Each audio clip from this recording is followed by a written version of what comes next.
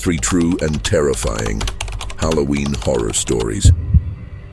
Have you ever felt that spine-chilling sensation while walking down an empty street on Halloween night? The feeling that something or someone is watching, just waiting for you to drop your guard. In this video, we'll explore what happens when the fear of the dark is more than just in your head.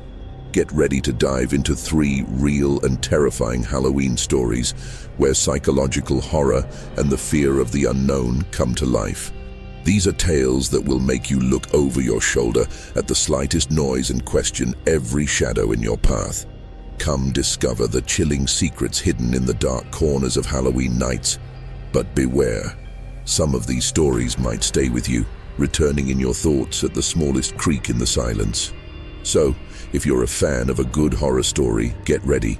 Turn off the lights, put on your headphones, and join us as we dive into these true Halloween tales. But remember, it's just a story. Or is it? Story 1. The Last Trick or Treat. It was Halloween night, and the small town of Cedar Grove was buzzing with excitement. Jack, Emily, and Ben, three close friends, gathered near the edge of the old abandoned mansion that everyone in town avoided. The house had a reputation. It was said that years ago, a little girl had vanished after trick-or-treating there. Locals claimed that every Halloween, her shadow could be seen in the upstairs window begging for help. Jack, the ringleader of the group, wore a mischievous grin. "Come on, don't tell me you guys are scared. It's just a story," he taunted, nudging Ben, who rolled his eyes but looked uneasy. "Look, Jack, it's not that I'm scared, it's just, we don't really know what happened here," Ben replied, glancing nervously at the towering mansion, its windows dark and looming like empty eyes watching them. Emily, who was both curious and apprehensive, spoke up. "Why don't we just go check it out? If it's nothing, we can laugh about it later. If it's something, well, we'll have a good story to tell," she suggested, trying to sound braver than she felt. With a quick exchange of nods, the three friends decided to venture onto the property. They moved through the overgrown yard, leaves crunching under their feet as they neared the rotting front door. Jack reached out and rang the doorbell, half expecting no response. Suddenly, a cold wind swept through and the streetlight flickered, casting long shadows across the yard. Emily shivered and looked around, her breath visible in the sudden chill. She noticed a faint, almost invisible movement from inside the house, like a shadow slipping past one of the windows upstairs. Jack laughed nervously. "See? It's just an old house," he said, pushing the door, which creaked open as if inviting them in. Stepping inside, the trio was immediately enveloped by a heavy, stale air that carried the scent of dust and decay. The entrance hall was dark, with cobwebs draping over old portraits of unsmiling faces, watching their every move. Ben ran a hand along the wall, searching for a light switch, but his fingers only brushed cold plaster and broken wood. "Guess no one's paying the electric bill," Jack joked, but his voice echoed too loudly in the silent house, sounding hollow. Emily shushed him, her eyes scanning the dimly lit hallway as they cautiously moved forward. A sudden creak echoed from above, making all three of them jump. Emily grabbed Jack's arm. Did you hear that?" she whispered, her voice barely audible. Ben forced a laugh. "Relax. It's probably just the old house settling." But even as he said it, his face betrayed his unease. They ventured further inside, their footsteps echoing softly. The eerie quiet was punctuated only by the occasional distant creak or groan from the aging walls. Then, near the base of a grand, spiraling staircase, something caught Emily's eye. She knelt down, her fingers brushing against a tiny, dust-covered object, a child's shoe, faded and scuffed. Her heart skipped a beat as she held it up, the worn leather feeling strangely heavy in her hand. "Look at this," she whispered, showing it to Jack and Ben. The shoe seemed to radiate a strange chill, and the air around them felt colder. They stared at it, the weight of the old legend pressing down on them. Jack shrugged, attempting to mask his discomfort. "It's just an old shoe," he said, but his voice wavered. Emily slipped it into her pocket, unsure why, and they moved toward the stairs. each step drawing them deeper into the haunting silence of the mansion. The staircase groaned beneath their weight as they ascended, each step amplifying the tension between them. Shadows shifted along the walls, cast by the faint glow from the distant streetlight that barely seeped through the dusty windows. Jack led the way, his shoulders tense, but his bravado unwavering. Behind him, Ben glanced nervously over his shoulder, and Emily kept one hand in her pocket, fingers curled around the small shoe she'd found. At the top of the stairs, a long, dark corridor stretched out before them, with several closed doors lining each side. The air felt thick, colder than below, and each breath came out as a faint puff in the chilly atmosphere. A draft swept past, carrying with it a faint, eerie whisper, too soft to make out words, yet unmistakably present. Emily felt a shiver run down her spine. Did anyone else hear that? She murmured, glancing at Jack and Ben. Jack nodded, though he avoided her gaze, pretending not to be fazed. They started down the hallway, moving slowly, almost afraid of what they might find. As they approached the last door on the right, Ben suddenly froze. "Look," he whispered, pointing. Through the thin gap beneath the door, they could see a faint light flickering, casting an eerie glow on the floor. Who would be in there?" Ben asked, his voice barely a whisper. No one had lived in this house for decades. Jack stepped forward, his hand hovering over the doorknob. Before he could turn it, the door creaked open on its own, revealing a dimly lit room. Inside, a shadowy figure stood by the window, facing away from them, small and still. It was the outline of a girl, her hair falling over her shoulders, dressed in an old-fashioned dress. Emily's heart pounded as she whispered, Is that her?" The figure didn't move, yet a chill filled the room, as though they'd just crossed into somewhere they didn't belong. The room was silent, but the weight of an unseen presence pressed down on them. Jack took a hesitant step forward, his hands shaking despite his earlier bravado. Ben and Emily stayed close behind, their eyes fixed on the still figure by the window. Jack cleared his throat, voice barely steady. "Hello? Are you okay?" he asked, his words almost swallowed by the thick silence.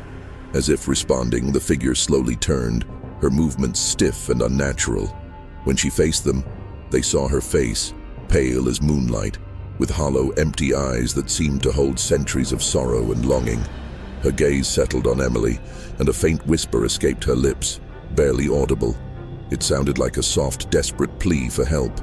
Emily felt a shiver creep through her, as though icy fingers were running along her spine. She instinctively gripped the small shoe in her pocket, and the girl's gaze dropped to where her hand rested. The girl's expression shifted, a flicker of recognition crossing her face, and her lips moved silently, mouthing words that Emily couldn't understand. The temperature in the room dropped even further, and a strong, invisible force seemed to hold them in place. Ben tried to back away, but his feet wouldn't move. Jack's breath came out in shallow gasps as he struggled against the unseen grip.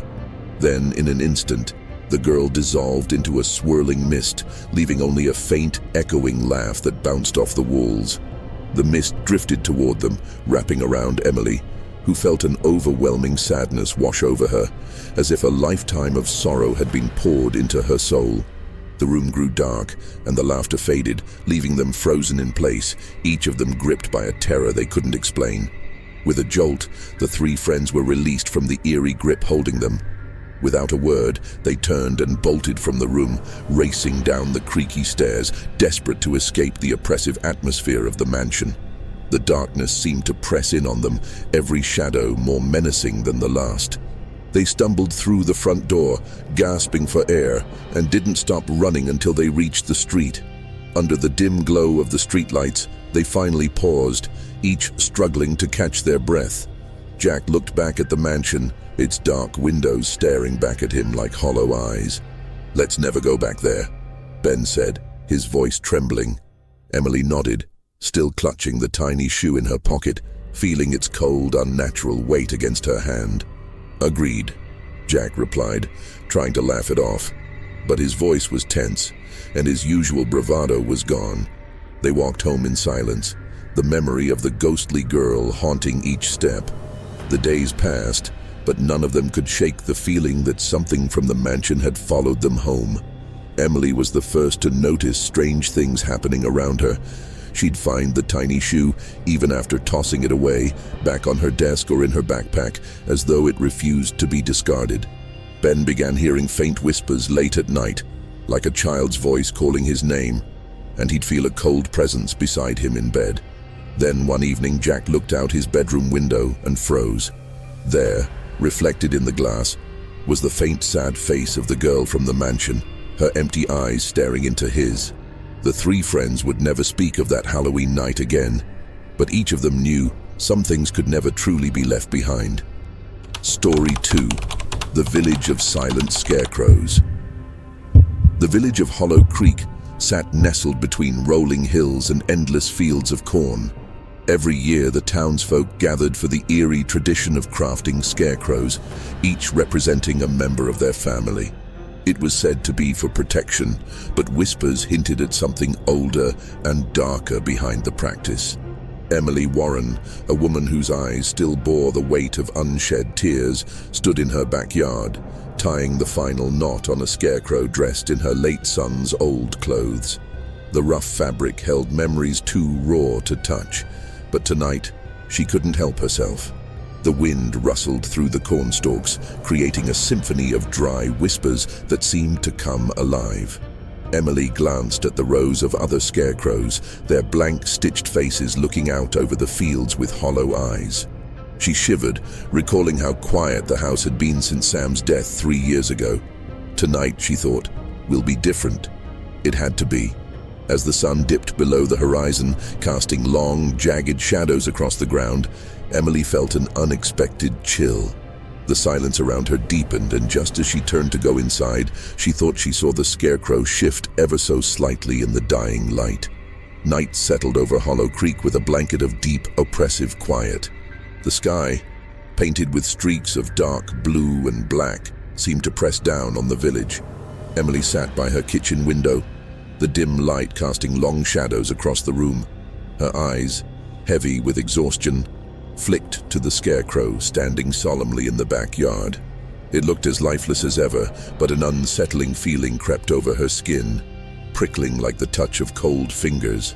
A soft sound, like the rustling of straw, drew her attention. Emily's breath hitched as she leaned forward. Did it move again? She watched intently, heart pounding, but the scarecrow stood still, as if mocking her fear. Shaking her head, she dismissed the thought as fatigue playing tricks on her. Sam's absence had left holes in her nights, hollow spaces filled with insomnia and grief. Out on the street, families gathered around small fires, their laughter breaking through the silence with bursts of warmth. Halloween night was a time of festivity, after all, a time when the living celebrated amidst the symbols of the dead. But Emily felt no comfort in the noise. Suddenly, a shadow flitted past the window, and she jumped, nearly knocking over her cup of tea. Outside, the cornstalks in the field shifted, though there was no wind. Her eyes darted to the scarecrow again, and for a moment, she was sure it had turned its head ever so slightly to face the house. Emily's chest tightened as she pressed her hands against the cold window pane, her eyes fixed on the scarecrow outside. The stitched mouth seemed to curve into a knowing grin, though she knew it had to be her imagination. Memories of Sam surged in her mind, his laughter as he ran through the cornfields, the bright light in his eyes when he turned to call her name. The ache was almost unbearable. A sudden sound, delicate and almost imperceptible, drifted through the room. "Mom." The whisper was soft, like a breath of wind, but it was enough to make her heart freeze mid-beat. She spun around, eyes darting to the hallway, expecting to see nothing. Yet the silence that followed seemed more profound, as if the house itself were holding its breath. "Sam?" she whispered, her voice breaking. The only answer was the soft creaking of the house as it settled into the cold night. Out in the field, the cornstalks rustled again, louder this time. Emily's gaze snapped back to the scarecrow, and a shiver ran down her spine as she realized that now it was facing her window directly. Its hollow eyes met hers, and for a brief moment, She felt an overwhelming sense of recognition. The next morning, Emily felt the chill of the previous night lingering as she walked through the village. The streets were decorated with orange and black streamers, and children dressed as witches and ghosts chased each other around. She forced a smile at a passing neighbor but felt the unease rooted deep in her chest. She needed answers. Her feet carried her to the old house at the edge of town, where Thomas, a retired farmer known for his stories, sat on his porch. His eyes, clouded with age, followed her as she approached. "You saw something, didn't you?" he said before she could speak. His voice was rough like gravel scraping metal. Emily swallowed hard and nodded. Thomas sighed, looking out at the fields that stretched into the horizon. "There's more to those scarecrows than the town cares to remember. They hold secrets, guilt, grief.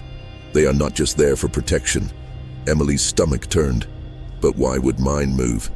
Why would I hear? She couldn't bring herself to say Sam's name. Thomas's gaze darkened, his lined face tightening. Sometimes, what we put into them comes back to us. And sometimes, those we've lost find a way to speak through them. He leaned forward, his voice dropping to a near whisper. "Be careful tonight. Not everything that whispers your name is what it seems."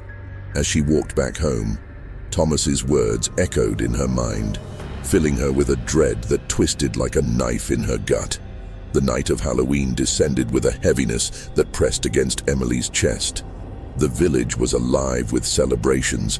Fires crackled and laughter rang out into the crisp air. Yet her house stood silent, a shadow among the light.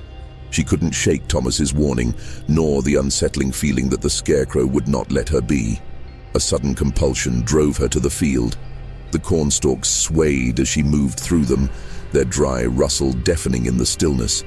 The moon, cold and pale, lit the rows of scarecrows with an eerie glow. Her breath caught when she saw it. Sam's scarecrow, now positioned at the center of the clearing, facing her. "Mom."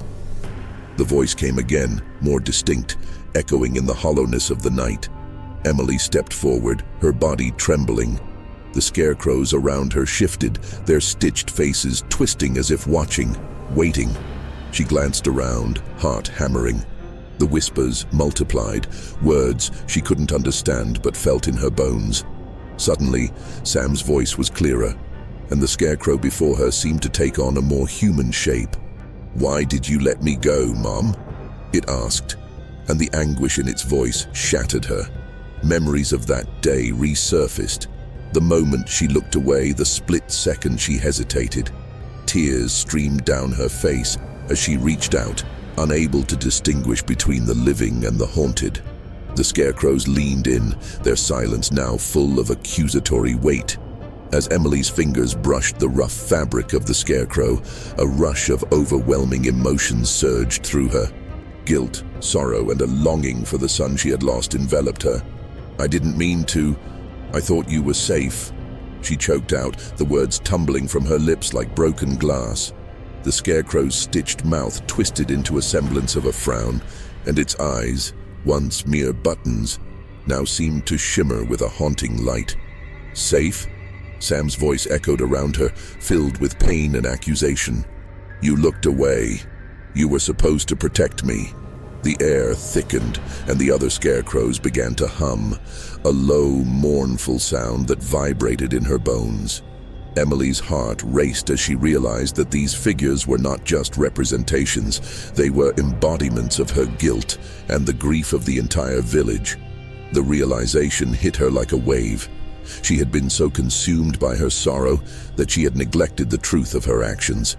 "I'm so sorry," she cried, her voice rising above the whispers. "I've carried this burden alone for too long." The energy in the air shifted, and as she spoke those words, the scarecrows began to withdraw, their accusing presence receding into the shadows of the night. As the first light of dawn broke over Hollow Creek, Emily stood alone in the field, her heart still racing from the encounter. The scarecrows were back in their places, motionless under the rising sun, but she felt a profound shift within her. The weight of guilt that had clung to her for years began to lift, replaced by a fragile sense of peace. The village stirred to life, children's laughter echoing as they ran to examine their decorations. But as Emily walked home, she noticed a new scarecrow at the edge of the field, one that had not been there before. It stood tall, a grin stitched across its face resembling her son. Fear and warmth intertwined in her chest as she approached, her heart fluttering with a mix of dread and hope. "Mom," it seemed to say, not in accusation, but in a whisper of reassurance. She knew then that the bond they shared could never truly break, even in death. Story 3. The House of Lost Memories. Sarah drove through the familiar stretch of winding road, the trees on either side whispering in the wind. Her mother's house had stood at the end of this road for decades, an old, weathered two-story home with ivy crawling up the sides and windows that always seemed to watch you. It had been nearly a month since her mother's passing, and Sarah had been too busy to visit, too overwhelmed by her own life to grieve. But now, with the house left to her, she had no choice but to return. She parked in front of the house, her fingers gripping the steering wheel tighter as she stared at the windows. The house looked unchanged, as if it had been frozen in time. She half expected to hear her mother's voice calling from inside, as if she'd only stepped out for a moment. The door creaked open under her touch, and a familiar smell of dust and old wood filled the air. Sarah stepped inside, her heart pounding in her chest. The silence was suffocating. Nothing had changed in the main hallway, but there was something unsettling about it.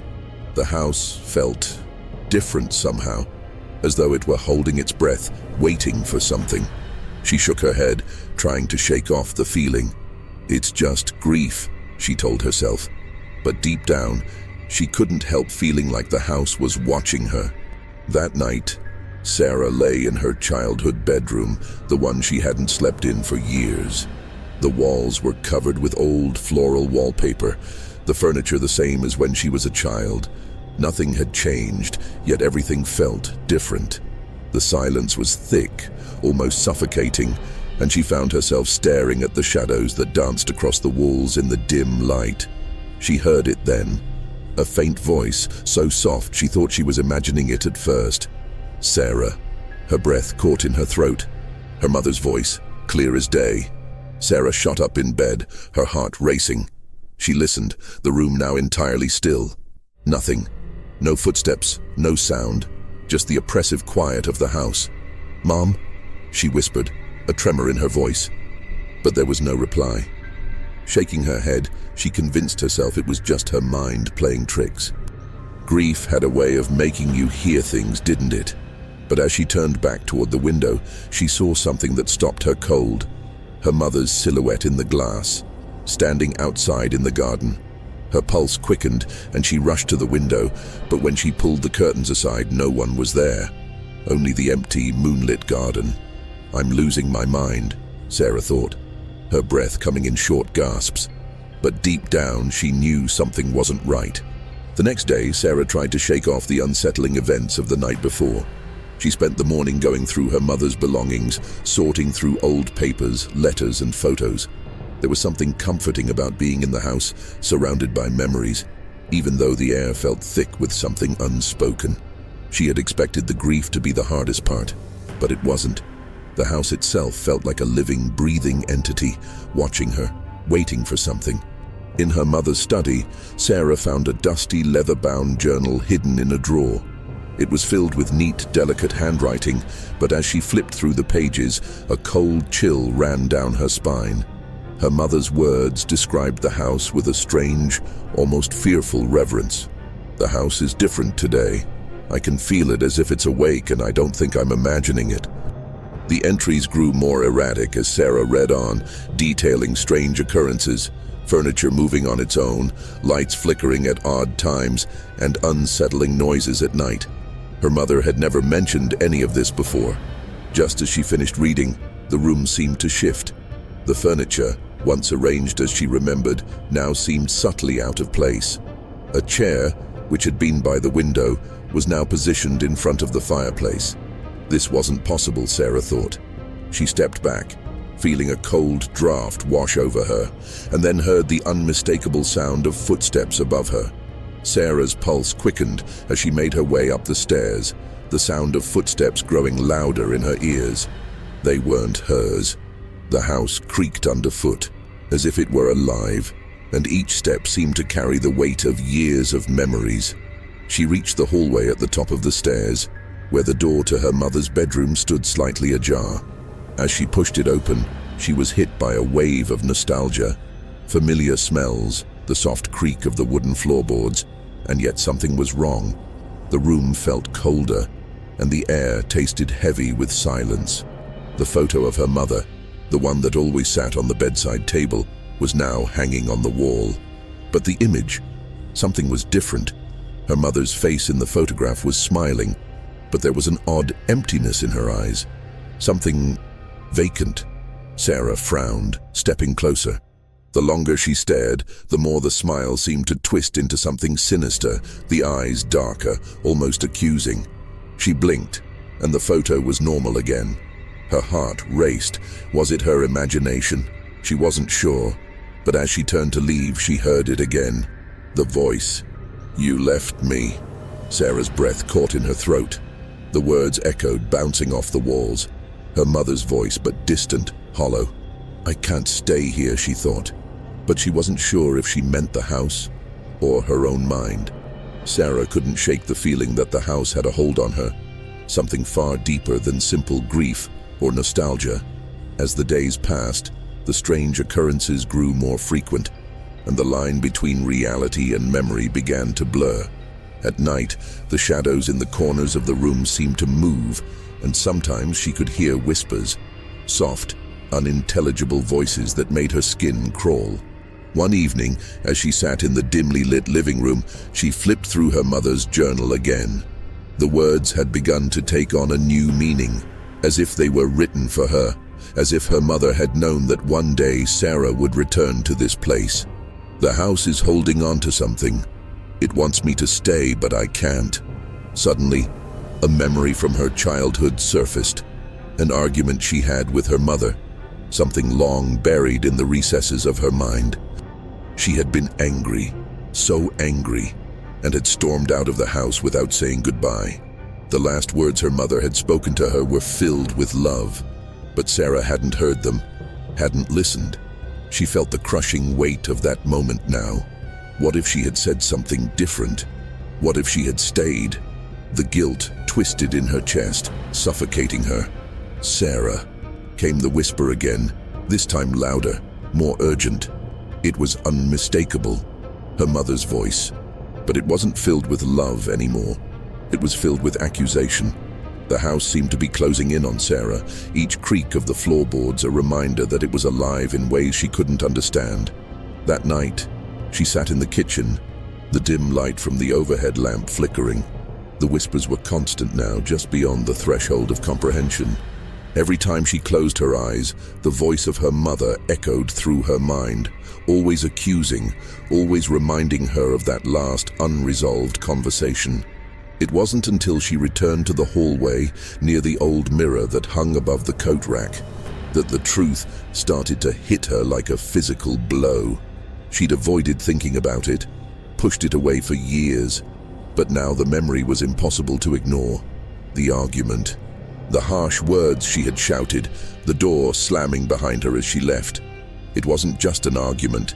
It was the last time she'd seen her mother before she passed away unexpectedly. "You should have stayed, Sarah." Her eyes fluttered closed as the words, both from the past and the whispers in the house, swirled around her. The truth crashed in. She hadn't just left the house that day. She had abandoned her mother emotionally long before. And now, the house had become a prison, not of stone and wood, but of guilt. She had ignored the signs of her mother's decline. She had chosen distance over and over again. But the house, this house, had never let her forget. Sarah sat on the edge of her mother's bed, staring at the empty walls as the house settled around her.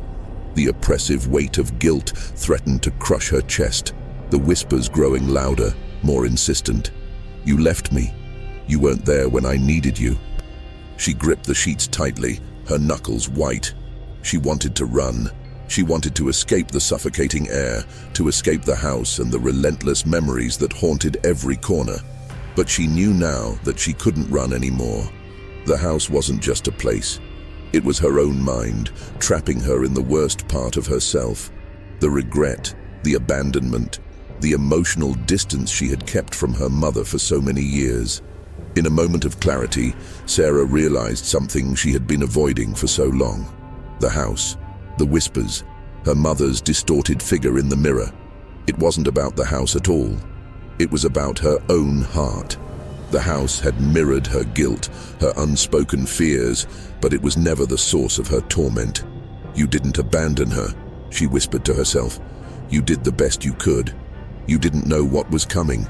For the first time, she allowed herself to cry, not in shame, but in sorrow, in release. She felt the weight of her mother's love and forgiveness wash over her. It was the most freeing feeling she had ever known. As she stood up and walked toward the door, the house seemed to exhale with her. The air grew lighter, the oppressive heaviness lifting just a little. The whispers faded into nothing, and the dark corners of the rooms no longer felt as menacing. It wasn't gone, this feeling of loss.